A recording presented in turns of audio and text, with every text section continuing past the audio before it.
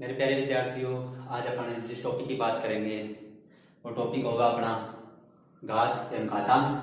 यानी कि आज की क्लास में अपन इस टॉपिक के बारे में चर्चा करेंगे। ठीक है, छठी क्लास से लेकर 10th क्लास तक इस टॉपिक की बात करते हैं। तो 9th क्लास तक तो सिलेबस में दर्शा रखा है घात एवं घातांक। 10th क्लास में गोपनीयता के रूप में इसका यूजुअल होता है, उपयोगी है ये, मतलब ऐतत के रूप में कहीं कहीं जैसे त्रिकोणमितीय अनुपातों में अपन लोग बात करते हैं, बीजगणित से संबंधित सर्वसमीकरणों में बात करते हैं, उनमें ये इस तथ्य का, इस पॉइंट का उपयोग होता है। ठीक है, तो आज की क्लास में अपन बात करेंगे घात एवं घातांक से ये होता क्या है। ठीक है, फिर बाद में इसका उपयोग अपन किस तरीके से करेंगे। आज की क्लास में ये चीज पढ़ेंगे अपन लोग कि इसको अपन किस तरीके से यूजुअल करें। ठीक है, उपयोग में आए हमारे काम पर ये उपयोगी होता है और कहां पर नहीं होता। ठीक है, तो इसके लिए अपन लोग क्या करेंगे, कुछ फॉर्मूले यानी कि सूत्र पढ़ेंगे। तो आप लोग कॉपी पेन की सहायता से उन सूत्रों को अपनी कॉपी में नोट करें और उनको याद करें, जिससे कि आगे ट्यूशंस को सरल करने में अपने को समस्या नहीं आएगी। ठीक है ना, तो अपन पढ़ते हैं सबसे पहले घात और घातांक क्या होती है। देखो ये है ना, वो टिकी होती है किसी बेस पर, आधार पर। जैसे मान लो मैं पूछूं आप लोगों को, एक उदाहरण देके समझाऊंगा आप लोगों को। मैं पूछूं कि बेटा दीवार, ये छत है, छत अपने मकान की जो छत है वो किस पे टिकी होती है, तो आप लोगों का जवाब रहेगा कि सर ये मकान कमरे की दीवारों पर टिकी होती है। तो ये दीवार किसका काम कर रही है, छत को रोकने का काम कर रही है। तो छत को रोकने का काम कर रही है तो मतलब ये टिकी हुई है किस पर, दीवारों पर। तो दीवार पर टिकी हुई है तो ये क्या हो गया, इसका आधार हो गया। क्या हो गया, इसका आधार हो गया। तो यानी कि आधार के ऊपर यानी कि क्या टिकी होती है, घात टिकी होती है। क्या टिकी होती है, घात टिकी होती है। अब जैसे उदाहरण के माध्यम से बात करें अपन लोग, ये है 3 और ये है इसकी पावर कितनी कर दी, 4 कर दी अपन ने। तो ये तो क्या कहलाएगा और ये क्या कहलाएगा अपने पास में, ये तो कहलाएगा आधार। क्या कहलाएगा, आधार। और ये क्या कहलाएगी, घात। क्या कहलाएगी, घात। क्या कहलाएगी, घात। तो इसे क्या बोलेंगे अपनी भाषा में, आप लोग अपनी भाषा में क्या बोलोगे, 3 की घात कितनी है, 4। 3 की घात कितनी है, 4। फिर इसका प्रयोग अपन लोग किस तरीके से करेंगे वो चीज अपन आगे पढ़ेंगे। इससे पहले अपन लोग क्या करेंगे, इसमें थोड़ा सा समझना। ये चीज क्या कहना चाहती है, मतलब कि 3 की घात कितनी है, 4। इससे क्या समझे अपन ने, ये आधार है, ये क्या है, घात। तो इससे अपन ने समझा कि ये 3 की घात 4 है। इसका मतलब हुआ कि अपन लोग 3 को कितनी बार रिपीट कर सकते हैं, 4 बार लिख सकते हैं।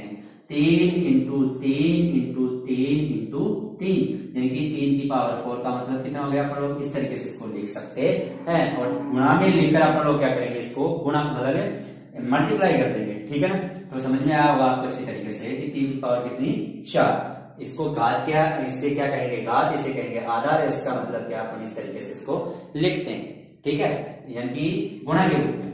अब बात करते हैं, घात हो गया, घातांक की बात करते हैं।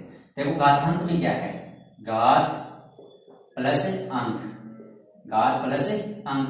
तो ये क्या हो गया अपने पास में, घातांक। घात और अंक दोनों जुड़कर, घात का जो अंक है वो जुड़कर क्या कहलाएगा, घातांक। देखिए घात का अंक, ये घात है और इस घात को अपन लोग, इस अंक को क्या कहेंगे, घातांक। क्या कहेंगे, इसको घातांक कहेंगे। अब मैं पूछूं आपको कि 3 की पावर 4 के अंदर घात का अंक क्या है, तो आप लोग जवाब देंगे क्या, सर 4 है। यानी कि क्वेश्चन पूछूं मैं, जैसे मैंने दे दिया 7 की पावर 3 कर दी, 7 की पावर कितनी कर दी, 3। तो मैं ये पूछूं कि 7 की घात कितनी है, 7 की घात कितनी है, तो आपका जवाब होगा कितना, 3। और मैं पूछूं कि 7 की घात का अंक कितना है, 7 की घात का अंक कितना है, 3। तो मतलब 7 की घात का अंक भी कितना हो गया, 3। जैसे मैं पूछूं 6 की घात मैंने कर दी 2, तो मैं पूछूं कि घातांक, घात का अंक कितना है, इसके अंदर 2 है।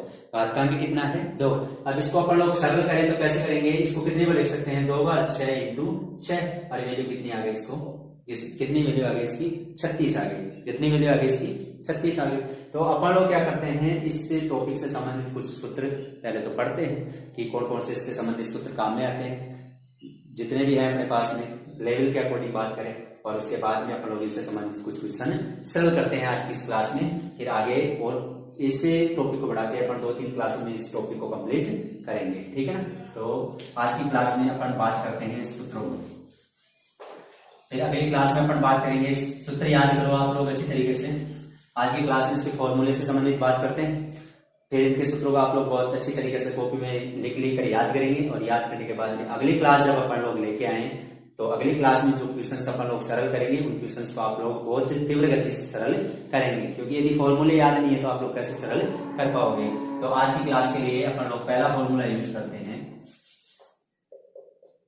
a की पावर n डॉट या इंटू ले लो a की पावर n, a की पावर n इंटू a की पावर n, मतलब ये संयुक्त रूप से हो रहा है, ठीक है, गुणा में, मतलब ये आधार ये घात, ये आधार ये क्या है घात, तो क्या बन जाएगा इसका a की पावर जब गुणा में हो तो आधार रह जाएगा 1 और घातें क्या हो जाएगी, जुड़ जाएगी, m प्लस क्या हो जाएगी n, या इसको ऐसे लिख सकते हो आप लोग a की घात n प्लस n, क्या बन जाएगा a की घात n हो तो a की घात n प्लस क्या हो जाएगा n।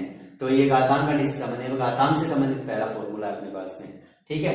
दूसरे फॉर्मूले की बात करें, यहाँ गुणा है तो भाग आ जाए, a की घात n भाग का चिन्ह a की घात क्या आ जाए n आ जाए, तो यहाँ बताओ गुणा था तो क्या हो गया प्लस, तो भाग आ जाए तो क्या हो जाएगा माइनस, a की घात m माइनस क्या हो जाएगा n, ये दूसरा फॉर्मूला हो गया, ठीक है।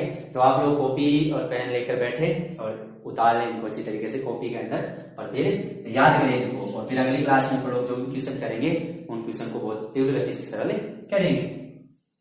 तीसरा है इसके अंदर, जैसे बात करें अपन लोग, यानी कि a की घात n हो और इसकी घात क्या हो n, मतलब घात के ऊपर घात आ जाए, जैसे उदाहरण देकर देखते हैं 2 की घात 3 और इसकी घात कितनी आ जाए 2 आ जाए, तो मतलब घात के ऊपर घात आ जाए, तो क्या सॉल्यूशन होगा इसका, a की घातें आपस में क्या हो जाएगी m इंटू n हो जाएगी, क्या हो जाएगी m इंटू n हो जाएगी, a की घात n, घात फिर हो तो m इंटू क्या कर देंगे इसको n कर देंगे। चौथे फॉर्मूले की बात करें आज अपन, तो चौथा फॉर्मूला क्या होगा अपना, a बटा b हो, ठीक है, यानी कि बिना पद और इसकी घात क्या हो समान हो, क्या हो इसकी घात समान हो, तो समान हो तो अपन लोग क्या लिख सकते हैं, इसको अलग अलग कर सकते हैं, यानी कि a की घात m लिख सकते हैं और a b की घात भी क्या लिख सकते हैं m लिख सकते हैं। कहने का मतलब क्या होगा, कॉमन, यानी कि दोनों की घात कॉमन हो और पद क्या हो आधार अलग अलग हो, क्या हो अलग अलग हो, तो मतलब क्या कर सकते हैं, या तो पावर 1 बना सकते हैं दोनों की, या फिर क्या कर सकते हैं यदि पावर 1 हो तो दोनों की पावर अलग अलग कर सकते हैं। a बटा b हो और इसकी घात समान हो तो दोनों की घात अलग अलग भी लिख सकते हैं, ठीक है ना। इनसे संबंधित अपन लोग क्वेश्चन पढ़ेंगे। पांचवें क्वेश्चन की बात करें अपन लोग, तो पांचवा क्वेश्चन है, जैसे मान लो अपने पास में आ गया कोई पद ऋणात्मक में है, a की घात माइनस का m हो जाए, जैसे मान लो 5 की घात माइनस का कितना आ जाए 3 आ जाए, मतलब घात ऋणात्मक हो, घात ऋणात्मक का मतलब माइनस की हो, तो उसको प्लस का बनाने के लिए क्या लिखते हैं, एक के बटे में ले जाते हैं, तो इसको प्लस का बनाने के लिए क्या लिखेंगे, 1 बटा a की घात क्या कर देंगे m, मतलब ये क्या हो जाएगा उल्टे क्रम में चली जाएगी, धनात्मक हो जाएगी, क्या हो जाएगी धनात्मक हो जाएगी, तो इसे क्या लिखेंगे a की घात यदि ऋणात्मक हो तो 1/a की घात क्या हो जाएगी प्लस m हो जाएगी, 1 बटा a की घात m हो जाएगी। तो अपन ने पढ़ा अभी तक 5 फॉर्मूले, a की घात m इंटू a की घात n, तो क्या हो जाएगा a की घात m प्लस n हो जाएगा। इसके बाद पढ़ा अपने a की घात m भाग a की घात n, यानी कि भाग में पद होंगे, यानी कि कैसे जाने, जैसे बात करें अपन 2 की घात 3 भाग मतलब अपने पास में आ जाए 2 की घात 5 आ जाए, ठीक है। तो कई फॉर्मूले ले लेते हैं, जैसे मान लो यहाँ इससे भी हो सकता है ऋणात्मक चली जाएगी, कोई दिक्कत नहीं है, लेकिन ऋणात्मक से फिर धनात्मक तो होती है ना, बटे में चली जाएगी, उसमें कोई दिक्कत नहीं है। जैसे मान लो अपने पास में आ गया 2 की घात 2 की घात 3 आ गया, डॉट का मतलब इंटू तो होता है, तो इस रूप में इसका प्रयोग करेंगे हम लोग, इस रूप में इसका प्रयोग करेंगे, इस रूप में जैसे 5 की घात 3 की घात 3 आ जाए तो इस रूप में अपन लोग इसका प्रयोग करेंगे, 3 की घात 2 आ जाए इसका प्रयोग करेंगे। जैसे मान लो अपन लोग इसको कैसे लिख सकते हैं, जैसे मान लो 2 बटा 3 आ गया, इसकी घात कितनी है अपने पास में 5 है, तो इसे लिख सकते हैं 2 की घात 5 बटा 3 की घात कितनी लिख सकते हैं 5 लिख सकते हैं। इस प्रकार के फॉर्मूलों का अपन लोग क्या करेंगे उपयोग करेंगे, क्वेश्चंस को सरल करेंगे, ठीक है। तो आप लोग इनको अच्छी तरीके से समझेंगे और निकालेंगे। इसके बाद में अपन लोग बात करें जैसे, तो अगला है छठवा लें अपन लोग घातांक कंडी से संबंधित, तो a की पावर 0, a की पावर क्या हो अपने पास 0, तो इसकी वैल्यू कितनी रखेंगे 1। अरे मतलब जैसे मान लो कोई आधार है, जैसे मान लो 5 है, ठीक है, और 5 की पावर कितनी लगा दी 0, 5 की पावर कितनी है 0 है, ठीक है, तो इसका मान कितना होगा अपने पास में 1 होगा, कितना होगा 1 होगा, ठीक है। तो मैंने बताया था कि इनका उपयोग 10वीं क्लास में बताया। जैसे मैं इसकी बात करूं तो ये है मतलब 10वीं क्लास में परिमेय संख्या की बात करें अपन लोग, परिमेय संख्या की बात करें कि हरों का परिमेय उसमें वो करते हैं ना, आवर्ती देखते हैं शांत और अशांत वाले, यानी कि कैसे आवर्ती देखते हैं, आवर्ती बताइए शांत है या अशांत। तो उसमें करते हैं ना, आरोपी टुकड़े करते हैं 2 की पावर n इंटू 5 की पावर n के रूप में करते हैं, नहीं करते। तो इसमें काम आ रहा है कि नहीं आ रहा है, ये घातांक गणित का टॉपिक ही तो है, और क्या है ये।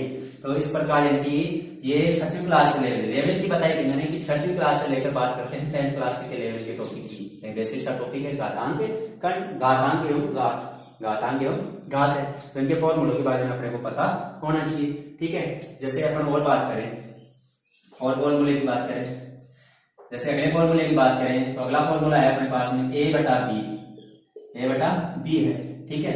और ऋणात्मक है इसकी घात, a बटा b, इसकी घात क्या है, ऋणात्मक है, इसकी घात m है मान लिया, ठीक है। तो क्या हो जाएगा ये b बटा a, क्या हो जाएगा, b बटा a हो जाएगा, उल्टा हो जाएगा, क्या हो जाएगा, उल्टा हो जाएगा, ठीक है। तो यानी ये लगभग इससे रिलेटेड क्या है, फॉर्मूले हैं जिनको आप लोग अच्छी तरीके से याद करेंगे। बाकी और कुछ फॉर्मूले अपने पास आएंगे तो अपन लोग इनसे संबंधित पढ़ेंगे, ठीक है। तो आज की क्लास में इतना ही आप लोगों के लिए कि आप लोग इन फॉर्मूलों को याद करें, बढ़िया तरीके से लिख कर बार बार प्रयास करें, ठीक है ना। अगली जो क्लास होगी वो अपनी इनसे रिलेटेड होगी, इनसे संबंधित क्वेश्चनों की होगी, उनके बारे में पढ़ेंगे अपन लोग। अब जैसे 8वीं क्लास के चैप्टर की बात करें, तो 8वीं क्लास के चैप्टर में बात करें तो ये घातांक गणित का टॉपिक है, घातांक का टॉपिक है, घातांक का टॉपिक है, ठीक है। 6वीं क्लास में भी है, 7वीं क्लास में भी है, 8वीं क्लास में भी है। उसके बाद में अपन लोग 8वीं क्लास में बात करें तो घातांक के बाद में इसका एक मानक रूप हो सकता है, मानक रूप यानी कि संख्याओं को मानक रूप में लिखिए, उस टॉपिक के बारे में अपन लोग बात करेंगे आगे, ठीक है। तो आज की इस क्लास में आप लोग इन फॉर्मूलों को याद करेंगे। जय हिंद, जय भारत, धन्यवाद।